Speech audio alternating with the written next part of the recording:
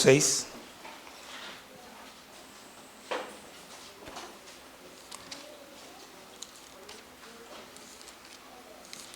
No vamos a leer, hermano Deniso, vamos a ir desarrollando de una vez. Yo he llamado a este mensaje darle prioridad a Dios. Cuando nosotros leemos, debemos ponerle sentido a lo que leemos. Déjenme leer los propósitos de este mensaje. Darle a Dios el lugar que merece en el hogar. Propósitos específicos: conocer a Dios. 1, 2, amar a Dios. 3, vivir para Dios. Yo pienso que todos, o la mayoría de nosotros, deseamos que Dios sea quien edifique nuestras casas. Al hablar de edificar nuestra casa, la Biblia no se refiere a construir edificios de cemento, de madera o de cualquier material físico. Se refiere a dos cosas específicamente. Una de ellas es que nuestras familias sean modelos de familia cristiana, sean modelos de lo que Dios quiere o de lo que Dios ha establecido, del orden que Dios ha establecido, que nosotros vivamos de tal manera que las personas puedan ver en nosotros, en nuestras familias, lo que realmente es agradable a Dios. Segundo, levantar una genealogía, generaciones y generaciones de personas, hombres y mujeres descendientes míos y suyos, que conocen y adoran al Dios verdadero, que no van en pos de vanidades, que saben exactamente quién es el Dios al que están adorando, y por saber quién es exactamente, saben cómo adorarlo. Invitar a Dios a edificar nuestras casas no se hace cantando, ni se hace orando, ni leyendo la Biblia. Todas esas cosas son necesarias, pero si no se actúa acorde con el deseo, no se logrará nada. O sea, no es solamente que yo cante, Jehová, yo te invito, o que yo me ponga a orar, Señor, edifica mi casa, o que... No, yo tengo que actuar de la manera que Dios le agrada para que Él venga a nuestra casa y edifique nuestra familia. En 2 de Samuel, capítulo 7, dice que David quiso edificar casa al nombre de Jehová. En los versículos 1 al 2. Pero Dios le dice que Él no edificará casa a su nombre, sino que sería su hijo el que lo hiciera. Pero además le dijo que Él, Dios, edificaría casa estable a David. Y se refería a la descendencia de David. De modo que de la descendencia de David vino el Señor Jesús. Entonces, nosotros tenemos que saber que Dios no va a edificar las 4 paredes de nuestra casa. Lo que quiere es formar familias cristianas que vivan de manera sana, que prosperen en el camino del Señor, etc. Ahora bien, si nosotros deseamos que Dios edifique nuestra casa, hay pasos que debemos dar. En Jeremías 9, 23 y 24, Dios nos dice que si alguien quiere sentir o decir que es algo especial,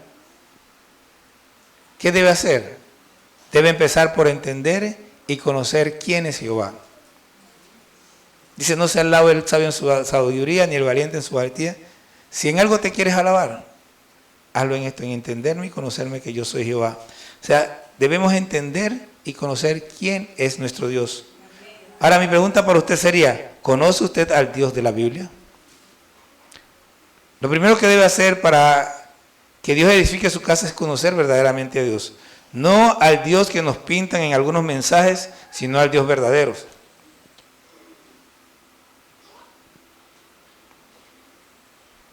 Le adelanto, en este mensaje yo no puedo darle a conocer a Dios. Eso solo sucederá cuando usted se meta con Dios a través de leer con anhelo su palabra, de modo que al ver su deseo por Él, el Señor decida revelarse a su vida. Pero lo que sí puedo hacer y haré es darle los primeros pasos para que usted pueda desarrollar una relación con Dios y así con el tiempo pueda conocerlo como Él desea ser conocido. Y vamos a comenzar por Deuteronomio capítulo 6, versículos 1 al 4. Dice así: Estos pues son los mandamientos, estatutos y decretos que Jehová vuestro Dios mandó que os enseñase, para que los pongáis por obra en la tierra a la cual pasáis vosotros para tomarla. para que temas a Jehová tu Dios, guardando todos sus estatutos y sus mandamientos que yo te mando, tú, tu hijo y el hijo de tu hijo, todos los días de tu vida, para que tus días sean prolongados. Oye pues, oh Israel, y cuida de ponerlos por obra, para que te vaya bien en la tierra que fluye leche y miel, y os multipliquéis como te ha dicho Jehová, Dios de tus padres. Oye Israel, Jehová nuestro Dios, Jehová uno es. Mire que dice, estos pues son los mandamientos, estatutos y decretos que vuestro Dios mandó que os enseñase, para que lo pongáis por obra en la tierra a la cual pasáis vosotros. Entonces, una cosa que tenemos que entender, cuando Dios da mandamientos, los principales mandamientos, lo primero que Dios hace es presentarse a sí mismo. ¿Ok? Si vamos ahí mismo a Deuteronomio capítulo 5, versículo 6, vamos a ver que dice, yo soy Jehová tu Dios, que te saqué de la tierra de Egipto. Eso es la introducción o la forma en que Dios inicia los 10 mandamientos. Yo soy Jehová tu Dios. Y acá dice Moisés, oye Israel, Jehová nuestro Dios, Jehová uno Dios. Tenemos que entender que Dios es uno. Eso no son 2 ni 3 dioses, no lo podemos adorar en 57,000 imágenes. Tiene que adorar a Dios como Él es. Él es uno, es único y hay que entender quién es Él. Entonces, aquí tenemos que comprender lo que es el versículo 4. El versículo 4 es una oración o el principio de una oración judía. La llaman el Shema. ¿Por qué la llaman el Shema? Por la primera palabra. La palabra oye en hebreo es Shema. Y dice más o menos así, yo no hablo hebreo, pero más o menos así se pronuncia. Shema Israel, Jehová Elohenu, Jehová Ejad. Es lo que dice. La palabra Elohenu que dice ahí es la palabra que nosotros traducimos Dios. Y la palabra Elohenu en el original es un plural, no es un singular. ¿Qué está diciendo? Bueno, cuando en Génesis 1 dice, en el principio creó Dios, la palabra ahí es Elohim. Cuando en Génesis 1:26 dice, y dijo Dios, hagamos al hombre, la palabra Dios es ahí, es Elohim nuevamente. Ambas palabras son palabras plurales. Desde el principio Dios está diciendo, yo soy uno, pero soy más de uno. Aquí dice, oye Israel, es como si dijera, oye Israel, Jehová nuestro Dios es, Jehová uno es. O sea, nosotros hoy sabemos, los judíos no lo sabían, no lo entendían, todavía no lo entienden, que Jehová es uno en 3 personas. Por eso es que ya en el capítulo 1, versículo 26 de Génesis dice, y dijo Dios, y luego dice, hagamos. ¿Quién? El Padre, el Hijo y el Espíritu Santo. Hagamos al hombre. ¿Ve? Dijo Dios, ellos de común acuerdo, uno solo, dice, hagamos en plural al hombre, porque es el Padre, el Hijo y el Espíritu Santo actuando juntos. Y eso tenemos que tener nosotros bien claro, porque por ahí hay quienes dicen que no es así. Pero la Biblia lo deja mostrar y está bien claro desde el principio. Como les digo, la palabra que Moisés escoge, la palabra para Dios en singular en hebreo es Él. Entonces cuando ustedes ven, por ejemplo, que Miguel, que es Micael en hebreo, esa palabra significa ¿quién como Dios? ¿Quién como Dios? Son 3 palabras, Micael. Cada palabra es ¿quién como Dios significa? Él es Dios, es en singular. Entonces ya saben que es un plural. Tenemos que saber, nosotros tenemos un Dios que es uno solo en 3 personas. Entonces, eso es lo primero. Entonces, parte de conocer a Dios es conocer lo que Dios ha hecho por nosotros. Como lo dije allá en Deuteronomio 5:6 dice, yo soy Jehová tu Dios. Miren cómo inicia los 10 mandamientos. Esto es un encabezado. Sin este encabezado, los 10 mandamientos no tienen sentido. ¿Ok? El encabezado es, yo soy Jehová tu Dios, que te saqué de tierra de Egipto, de casa de servidumbre. ¿Qué está diciendo? Bueno, Y dice, no tendrás dioses ajenos delante de mí. ¿Por qué? Porque yo soy tu Dios. Porque yo soy el que te saqué de tierra de Egipto, de casa de servidumbre.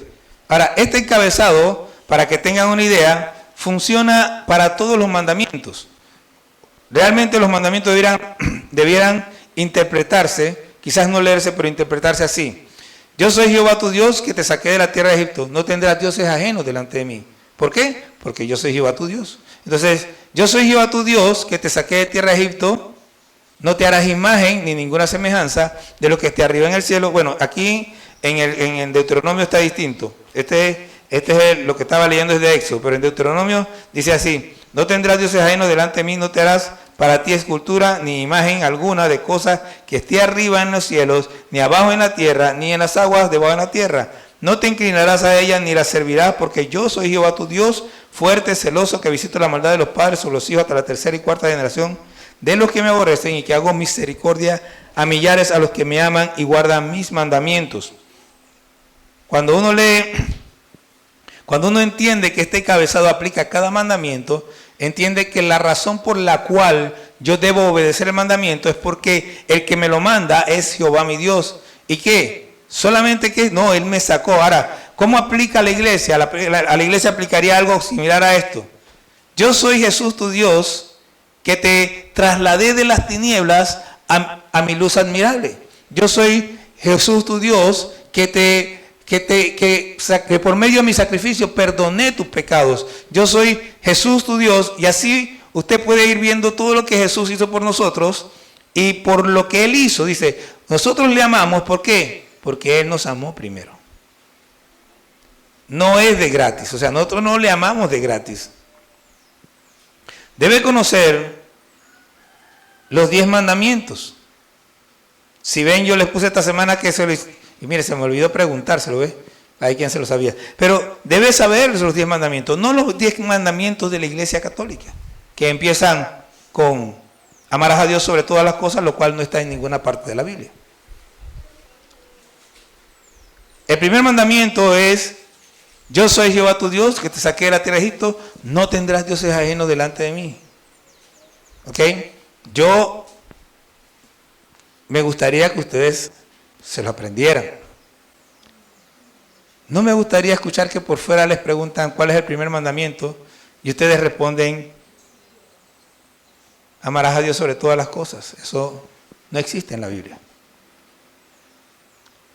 Entonces,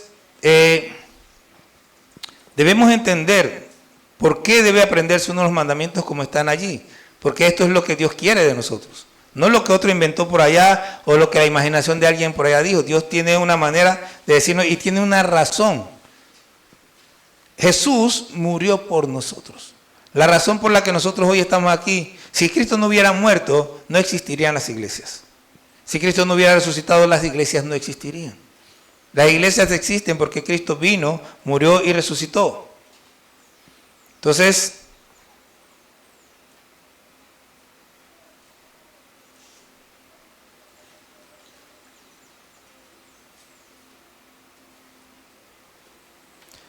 para poder invitar a Dios a que edifique su casa, usted tiene que saber quién es Dios y tiene que saber lo que Dios ha hecho por usted. Si usted no sabe lo que Dios ha hecho por usted, yo dudo que usted pueda realmente amar a Dios como es debido, que usted pueda conocer siquiera quién es Dios. Entonces, es necesario conocer a Dios y saber lo que Él ha hecho por nosotros para no tener dioses ajenos delante de Él y que Él esté edificando nuestra casa. Mire, Jesús entró a la casa de un señor Simón, un fariseo, y está sentado a la mesa, recostado más bien a la mesa, con Simón y con los invitados. Y de repente entró una mujer con un perfume muy caro y empezó a regar los pies de Jesús con el perfume, a llorar sobre él y a secarlo con sus cabellos. Tenía los cabellos largos, así como los de Alejandra, y con los cabellos secaba los pies de Jesús. Entonces Simón en su cabeza dice, si este hombre fuera profeta, sabría quién y qué clase de mujer es la que le toca porque es pecadora. Entonces Jesús dijo, Simón, te voy a decir una cosa. Y Simón dice, di, maestro. Habían dos hombres que debían a un señor. Uno le debía una gran cantidad y el otro le debía poquito.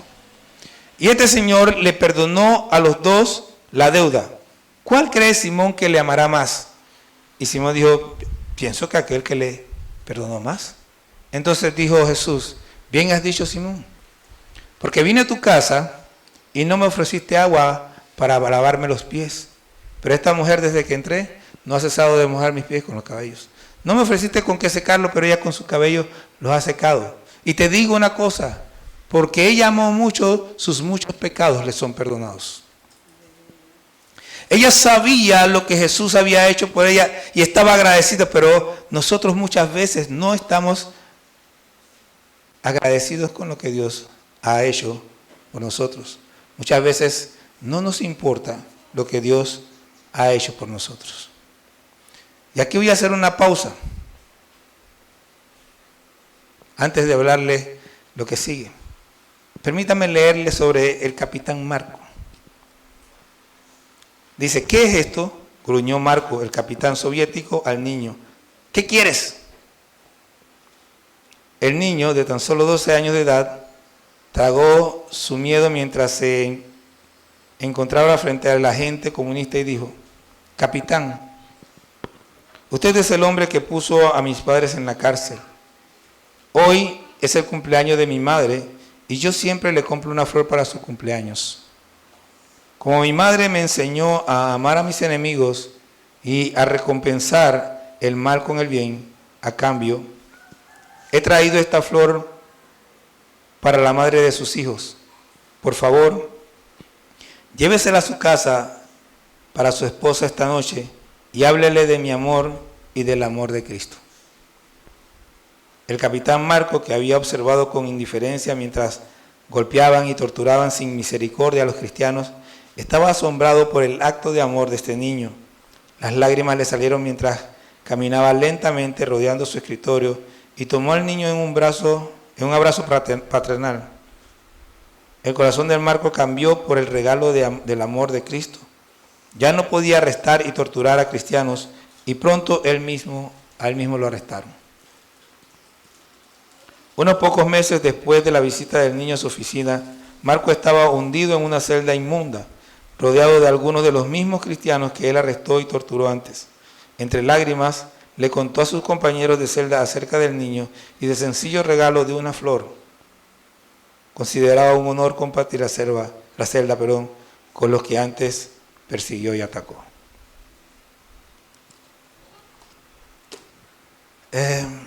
A nosotros nos es muy difícil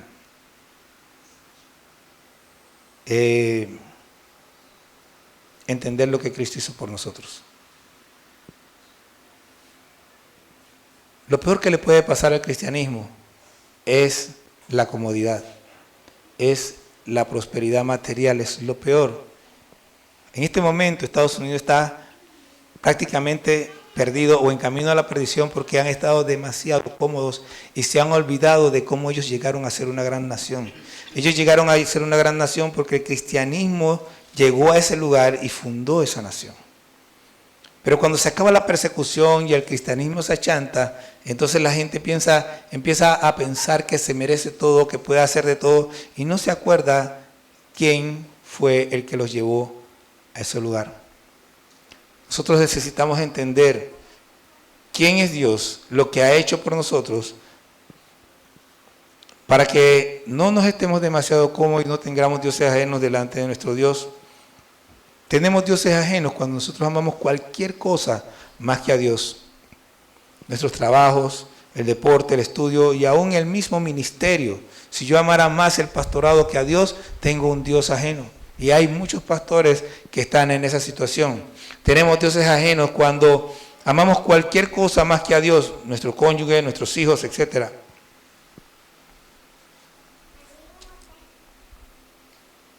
Permítame contarle una historia así rapidito. Mi Timoteo, el de el de Primera de Timoteo y Segunda de Timoteo, estaba colgado de cabeza. Su esposa, que había tenido que observar horrorizada cómo los soldados le sacaban los ojos con un hierro caliente, le decía: dile, Timoteo, por favor. El gobernador quería saber dónde tenía escondidas las escrituras. Cuando le quitaron la mordaza, Timoteo le dijo a Maura, su esposa, tenían un par de semanas de haberse casado: no permitas que tu amor por mí esté por encima de tu amor por Cristo. Y esto me lleva al segundo punto. Para que Dios edifique nuestras casas, lo segundo que debemos hacer es amar a Dios con todo. Deuteronomio capítulo 6, versículo 5 dice: amarás a Jehová tu Dios de todo tu corazón, de toda tu alma y con todas tus fuerzas. ¿Cómo amamos a Dios de esa manera? Bueno, si vamos a Juan 14, vamos a ir rapidito a Juan 14. Espero que nadie tenga apuro porque aquí vamos a estar como medio día más.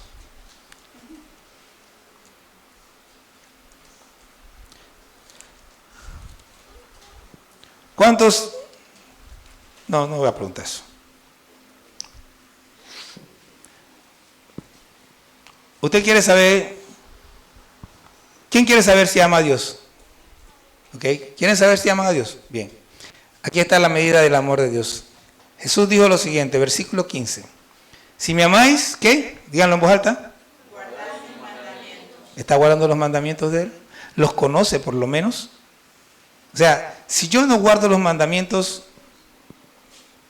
dice, sí, ese sí es un condicionante. Él está diciendo, el que me ama, guarda mis mandamientos y punto. Ahora, vamos al versículo 21.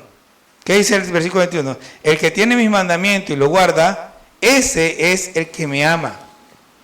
Y el que me ama será amado por mi Padre, y yo le amaré y me manifestaré a Él. ¿Quién quiere tener una relación con Dios? ¿Quién quiere conocerlo? ¿Quién quiere conocer a Jesús? O sea, no estamos hablando de que Él va a aparecer físicamente, pero vas a tener tal relación con Jesús que vas a saber de ciencia cierta que Él es real. ¿A quién le gustaría tener una relación de esa manera? Bueno, guarde sus mandamientos. Los pocos que quieren, guarde sus mandamientos. Usted tiene que estudiar la Biblia y tienes que vivir de acuerdo a la Biblia. Y no puede estar con excusa de que lo que pasa es que no puedo. Sí, sí puedes. Tienes que decidirte a vivir de acuerdo a lo que la Biblia dice. Pero bueno, vamos al 23.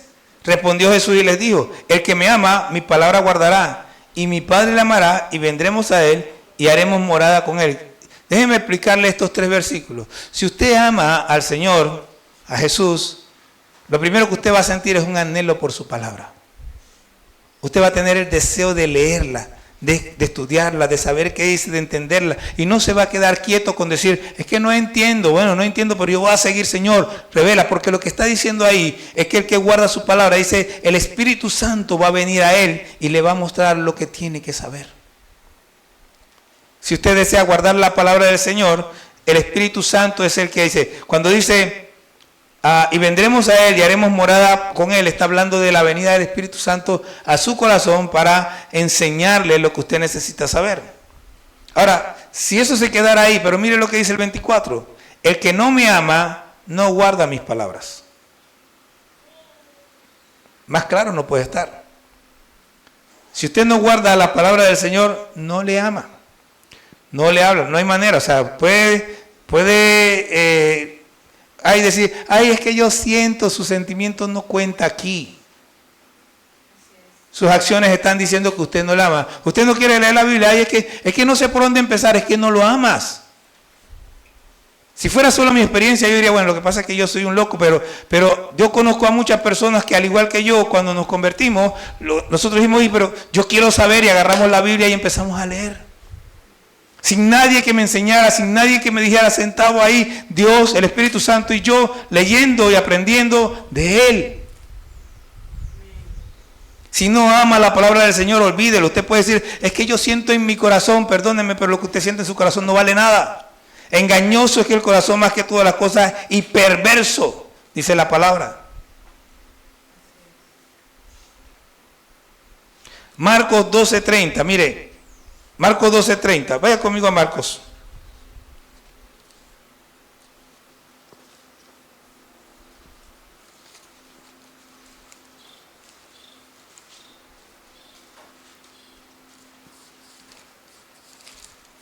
Marcos 12:30. Allá donde leímos hace un rato decía, llamarás al Señor tu Dios de todo tu corazón, de toda tu alma y con toda tu fuerza. Ahora, mire lo que dice Marcos 12:30. Marcos 12:30 dice, llamarás al Señor tu Dios con todo tu corazón y con toda tu alma y con toda tu mente y con todas tus fuerzas.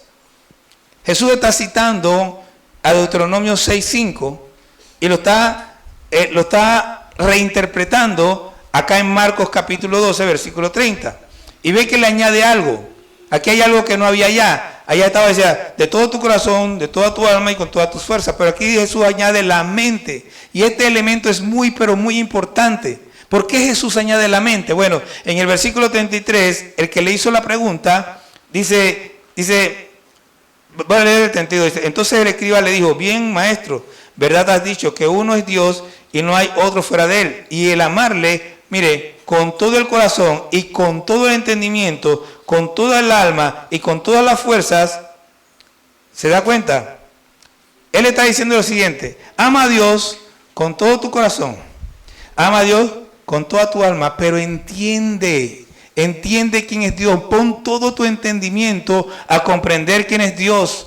El problema que tiene mucha gente es que quiere amar a Dios con su corazón, quiere amar a Dios con el alma, pero no lo quiere amar con el entendimiento. Y sin el entendimiento usted no va a amar bien a Dios, no va a comprender quién es Él. Y cualquiera que va a venir allá le va a presentar un Dios falso y usted como no entiende se va a ir detrás de ese Dios falso. Necesita entender quién es Dios.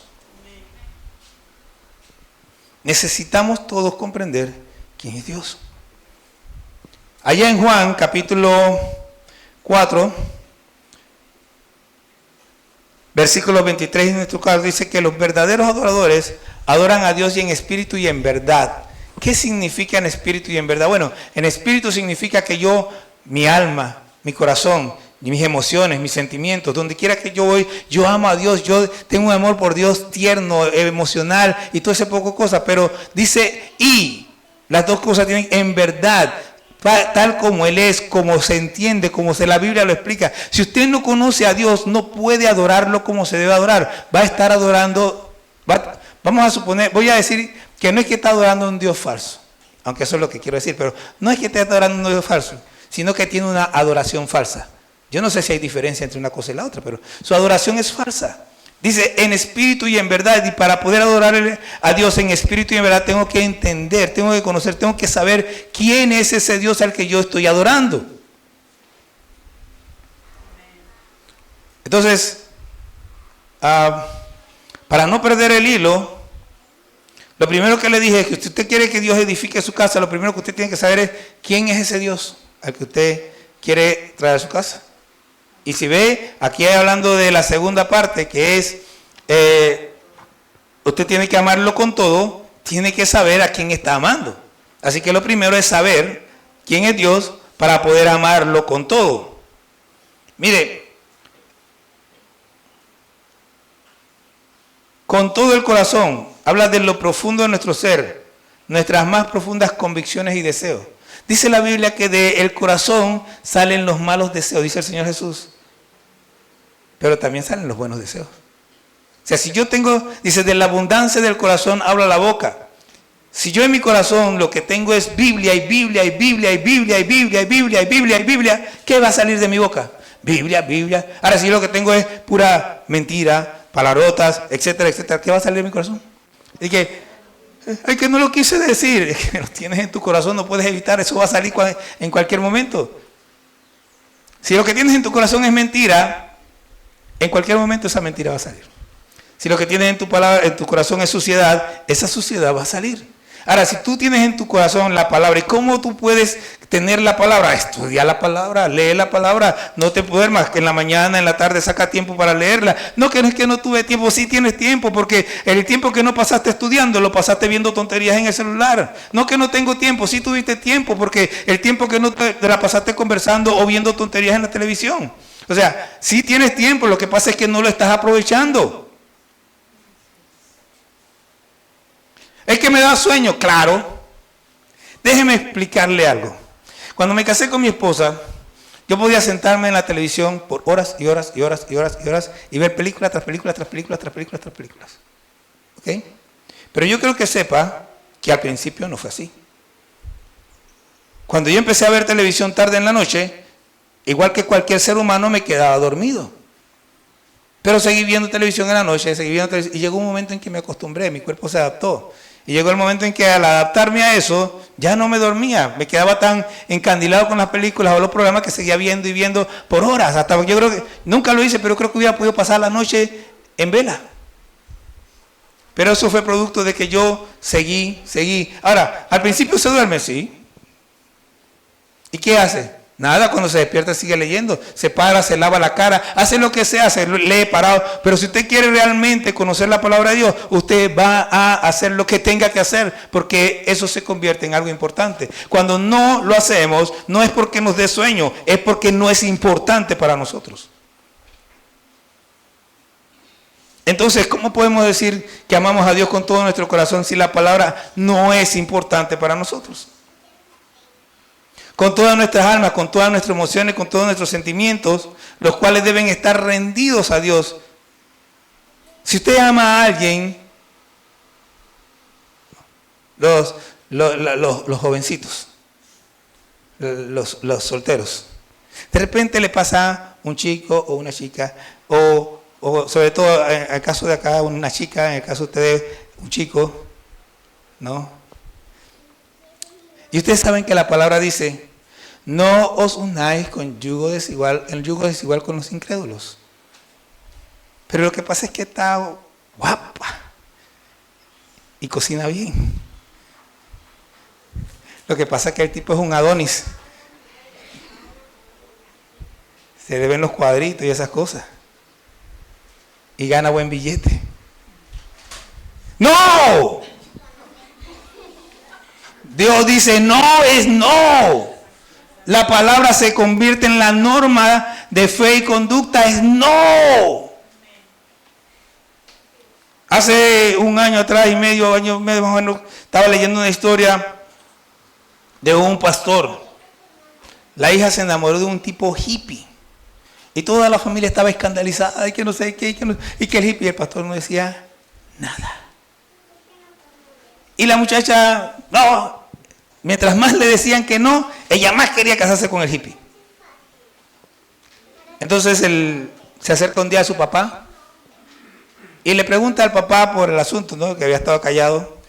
Y el papá nada más le dijo: mira, él realmente cumple con las expectativas. Tú hiciste, porque el papá lo había hecho, que ella hiciera una lista de las cualidades que debía tener la persona. Él cumple con, no sé, el 80% de las cualidades que tú tenías ahí. No hablaron más nada. La muchacha se fue y a los pocos días había terminado con el hippie. ¿Pero qué pasó? El asunto aquí no es si él se casó con el hippie o no se casó con el hippie. Yo quiero que usted entienda algo. El que usted no se case con el que le gusta no significa que lo va a dejar el tren. Dios tiene algo mejor para ti. Esta muchacha conoció después a un muchacho cristiano formal y resulta que el muchacho se ganó una beca y consiguió un trabajo y trabaja en la NASA y la muchacha está económicamente muy bien. Pero ¿saben qué? Tampoco eso importa. Porque si el hombre no está en Cristo, si no es estable, si no tiene una familia cristiana, igual no sirve. Usted tiene que buscar conectarse con Dios y cuando va a escoger, hágalo de acuerdo con Dios. Sepa con toda seguridad que Dios en su corazón le muestra que esa es la persona. Ay, pastor, pero es que si me deja el tren, ¿qué tren te va a dejar? El único tren que tú necesitas es el de Dios. Si lo tomaste, lo demás no importa. Ya expliqué lo que es la mente.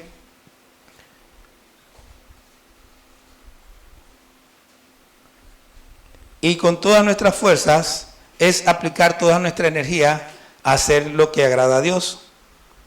Debe aplicar su fuerza, su voluntad a hacer lo que a Dios le agrada. O sea, usted debe estar en el día pensando: bueno, ¿Qué es lo que Dios quiere que yo haga? Usted sabe que Dios tiene un plan con su vida. Pero no piense, no, mire, Dios ya lo escogió a usted para algo. Usted puede ser un misionero, un evangelista, puede ser un misionero en su casa. Mi abuela era una misionera en su casa.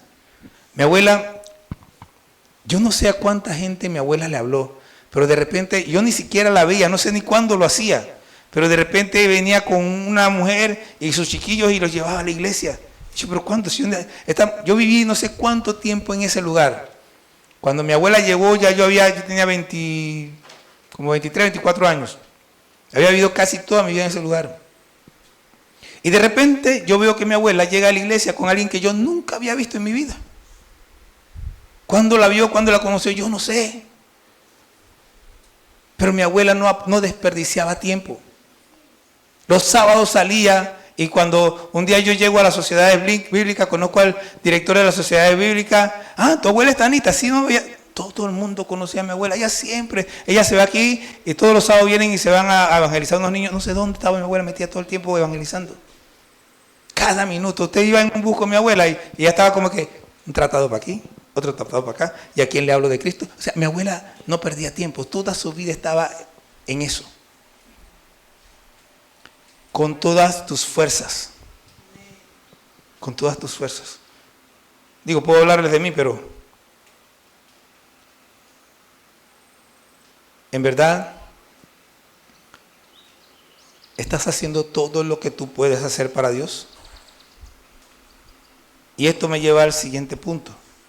Para que Dios, los dos primeros es para que Dios edifique tu casa, tienes que saber quién es Dios. Segundo, para que Dios edifique tu casa, tienes que amar a Dios con todo. Tercero, para que Dios edifique nuestras casas, lo tercero que debemos hacer es vivir para Dios. Deuteronomio 6, del 6 al 9 primeramente, dice, estoy en Marcos.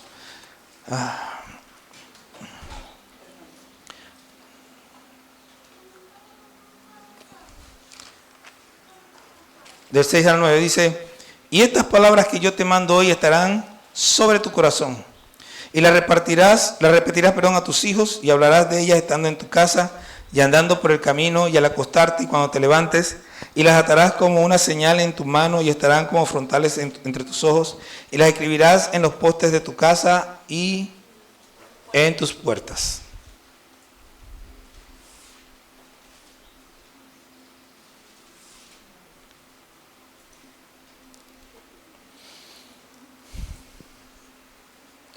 Si nosotros deseamos que Jehová en verdad edifique nuestras casas, debemos vivir para Dios.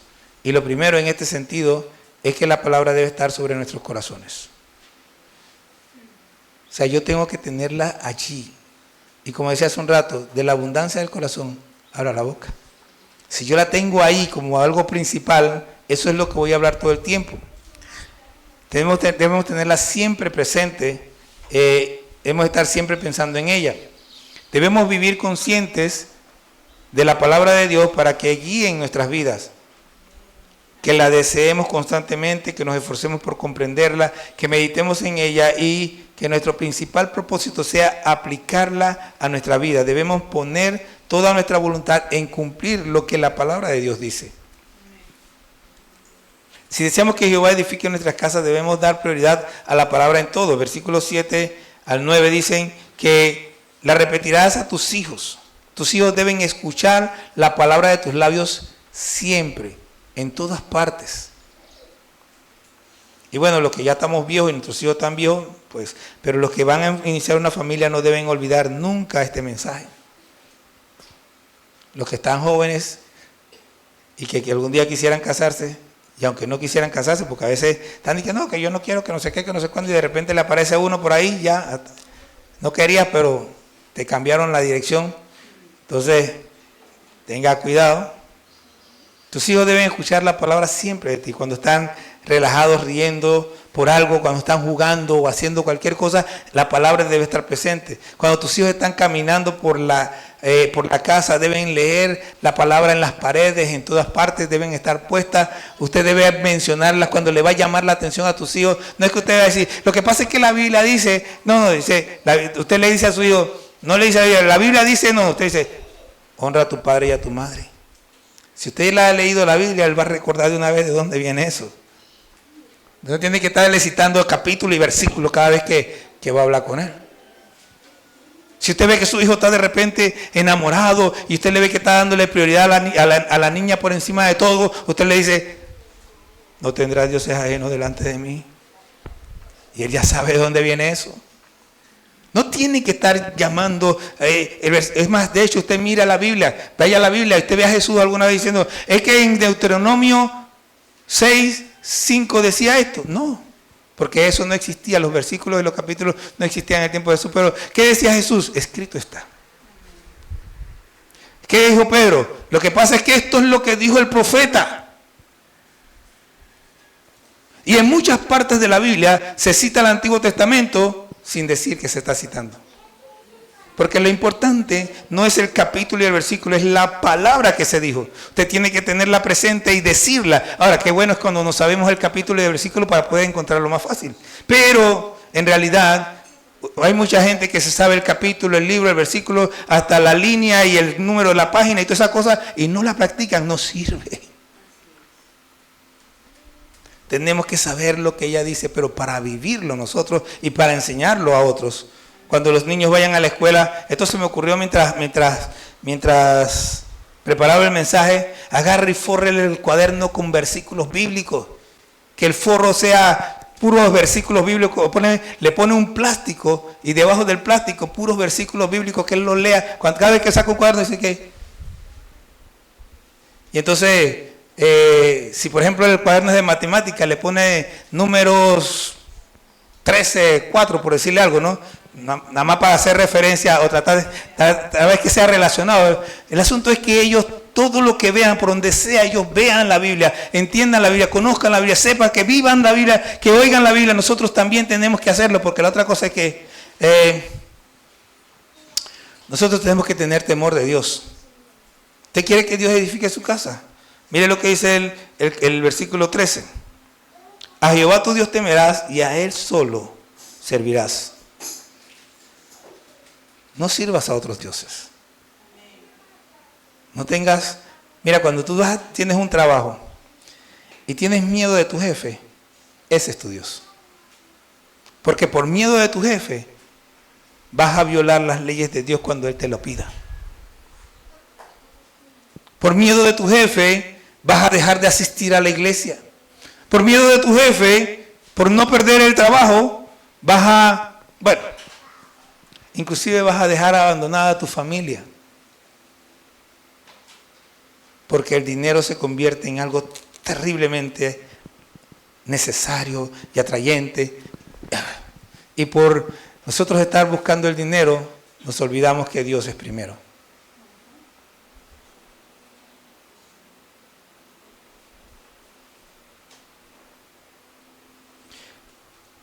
Para nosotros servir a Dios y que Él edifique nuestras casas, nosotros debemos apartarnos de todo tipo de dioses ajenos. No andaréis en pos de dioses ajenos, de los dioses de los pueblos que están en vuestros contornos. Porque el Dios celoso, mire, dice, el Dios celoso. No hay ningún Dios celoso, el único Dios celoso es Jehová. El Dios celoso, Jehová tu Dios, en medio de ti está. Mire, déjeme ponérselo de esta manera. El pueblo de Israel primero tenían una carpa, y en la carpa tenían un cofre de madera que representaba la presencia de Dios, y eso estaba en medio del pueblo de Israel. Pero hoy ¿qué? ¿Hoy dónde está? En medio de ti está. Dios está viendo lo que tú haces, está oyendo lo que tú haces. Él está en ti, en medio de ti, no en un cofre allá imagínense, esto estaba en el desierto y eran miles alrededor. Y había unos que estaban por allá lejos, que nunca veían el arca. Bueno, de hecho nunca veían el campamento porque estaban por allá lejos. Pero en el caso de nosotros, Él está en medio de nosotros. Para que no se inflame el furor de Jehová tu Dios contra ti y te destruya de sobre la tierra. Para que Dios no se inflame contra ti y destruya tu familia. Y de repente hay problemas en la casa, el hijo se vuelve rebelde, la mujer no quiere saber nada del marido y otro poco de cosas. ¿Pero por qué me pasa esto? Porque dejaste a Jehová tu Dios. Dale prioridad a Dios. Si yo deseara resumir todo lo dicho, en realidad dudo que pueda, pero si deseamos que Dios edifique nuestras casas, tenemos que darle prioridad a Él en nuestras vidas y la de nuestra familia. Y déjeme aclarar, porque algunas personas tienen 2, 3, 4, 5, 6, 7, 8, 9, 10 prioridades. Pero yo pienso personalmente, cuando está el prefijo pri, habla de lo primero. El resto ya no es pri. Entonces, Dios tiene que ser la prioridad. La prioridad. De ahí para atrás, todo lo demás. Si Dios no es la prioridad, simplemente no está en tu familia, no está en tu casa, no está en tu vida, simplemente no existe. Tu Dios es un Dios falso, solo hay un Dios, y si tú no tienes al único y verdadero Dios en ti como lo principal, simplemente no tienes ningún Dios, estás solo y desamparado en este mundo. Así que si yo quiero resumir esto, vamos a resumirlo en 3 puntos. Dedica tiempo a conocer a Dios y lo que ha hecho por ti. Estudia la Biblia y sé agradecido. 2, examínate. Piensa si estás amando a Dios como Él exige ser amado, guardando sus mandamientos. Revisa tu tiempo de estudio bíblico, revisa el nivel de prioridad que tiene la Biblia y la oración en tu vida y la de tu familia. 3, evalúate. Medita si la palabra de Dios está en tu corazón. Mira en tu casa alrededor, en tu cuarto, en el baño, en la cocina. Lee a ver si tus paredes dicen algo de Dios. Tengo una amiga que no es evangélica. Esta amiga mía, ella era subalterna mía en una empresa donde trabajaba. Y un día íbamos caminando juntos, cada uno iba a buscar su auto, íbamos por el estacionamiento. Ella es muy católica, muy católica. Realmente no conozco a nadie, no conozco a nadie tan ferviente como ella, ¿verdad? No. Entonces, ella me pregunta, señor Demetrio, ¿por qué ustedes no creen en la Virgen? Y yo le dije, no me preguntes eso, porque ustedes son muy delicados con ese asunto y vas a acabar a molestar conmigo. Y ella insistió, y yo le dije, bueno, mira, vamos a empezar. Jesucristo tuvo más hijos. María tuvo más hijos. Entonces, nada más dije eso. Ya quedó de molesta. Ni siquiera seguí hablando. Nada más dije una cosita. Ni siquiera tuve la oportunidad de ir a la Biblia a explicarle en esa cosa. Simplemente ella se fue y yo me fui. Al día siguiente, yo tenía mi oficina, miraba justo hacia la entrada, por donde ella siempre entraba. Y lo primero que hacía era ir a mi oficina a saludarlo. Pero ese día entró y cogió para el otro lado. Entonces yo salí de mi oficina y me vine por este lado de acá y me le paré enfrente y le dije, tú no puedes estar brava conmigo por 2 razones.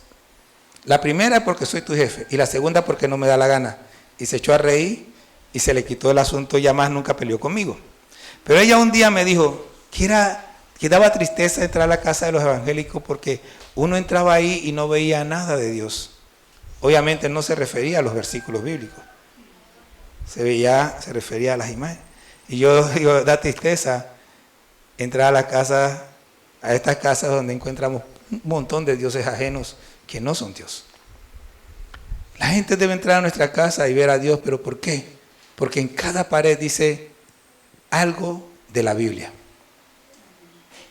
Algo de la Biblia debe expresar, la gente debe poder llegar a nuestra casa y ver nuestra fe en las paredes.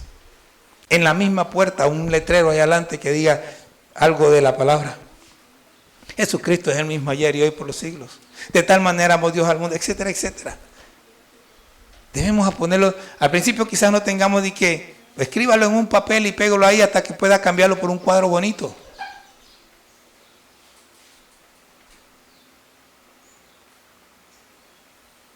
Cuando sales, llevas contigo la palabra, llevas la Biblia, la tienes en tu celular, o ¿qué ves en el celular? ¿Llevas alguna lectura bíblica, algún libro que hable de temas cristianos, o más importante aún, llevas la palabra en tu corazón y estás preparado para hablarle de Cristo a cualquiera que te pregunte, a cualquier persona con la que te encuentres? ¿Estás preparado? ¿Estás listo? Miren, esto no es mágico. Dios quiere que usted y yo le conozcamos. Él en verdad quiere edificar nuestras vidas y nuestras familias, pero para eso Jesús tiene que ser la prioridad en tu vida y en la de tu familia. Y tú, hombre de Dios, eres responsable de que en tu casa se escuche la palabra, se oiga la palabra, se entienda la palabra, se viva la palabra. Eres responsable. Y tú, mujer de Dios, que no tienes un hombre en tu casa, eres responsable. Porque no hay un hombre en tu casa. Pero si hubiera un hombre en tu casa que no es de Dios, que no eres responsable de ayudar a ese hombre a ocupar el lugar que le corresponde, de ponerse como cabeza. No ocupar el lugar de la cabeza, sino empujarlo a él para que sea la cabeza. Empujarlo a él para que él vaya. Tienes que hacerlo con amor, tienes que hacerlo con respeto, tienes que hacerlo con sujeción, pero tienes que hacerlo.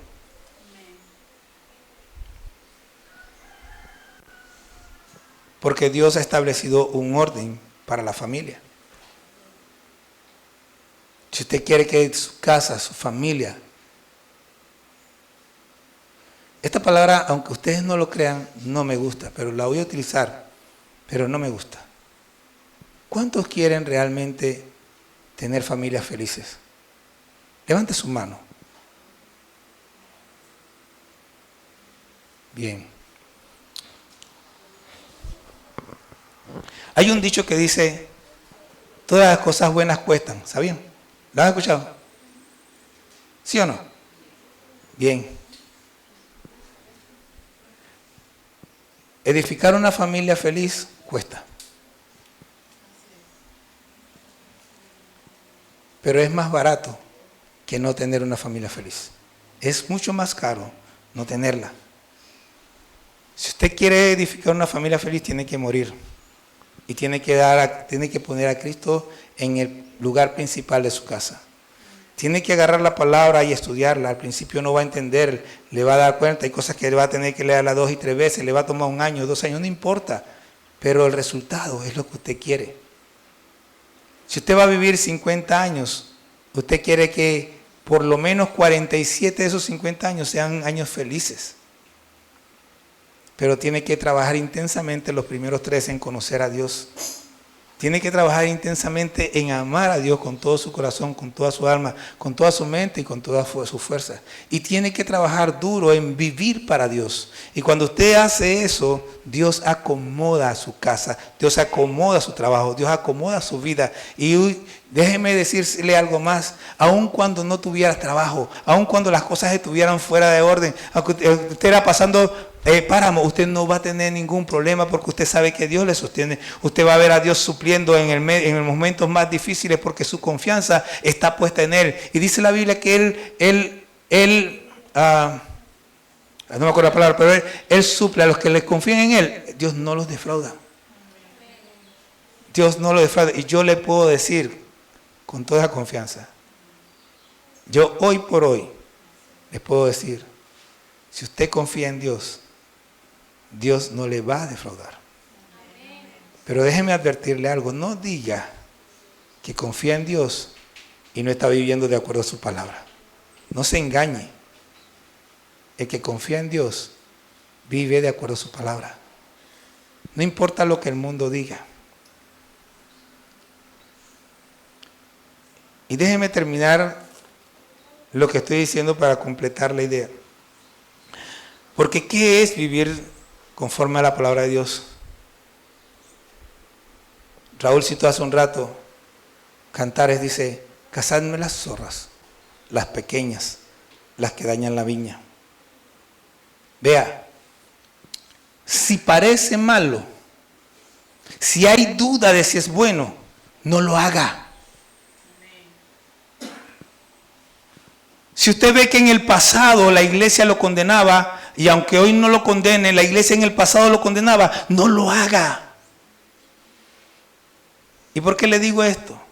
Porque hay muchas cosas que hoy hacemos porque ahora tenemos más entendimiento y hay revelación nueva. Mentira. Toda esa revelación nueva es del diablo.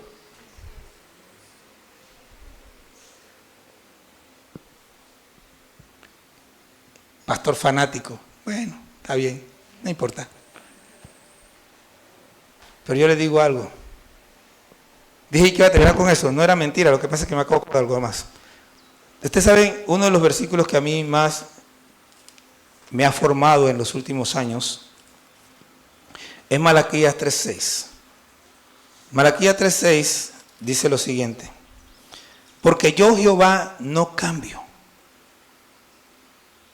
¿Qué dice ahí? Porque yo Jehová no cambio. Lo que Dios dijo hace 2000 años atrás lo sigue diciendo hoy. Lo que dijo hace 3000 años atrás lo sigue diciendo hoy. Yo Jehová no cambio.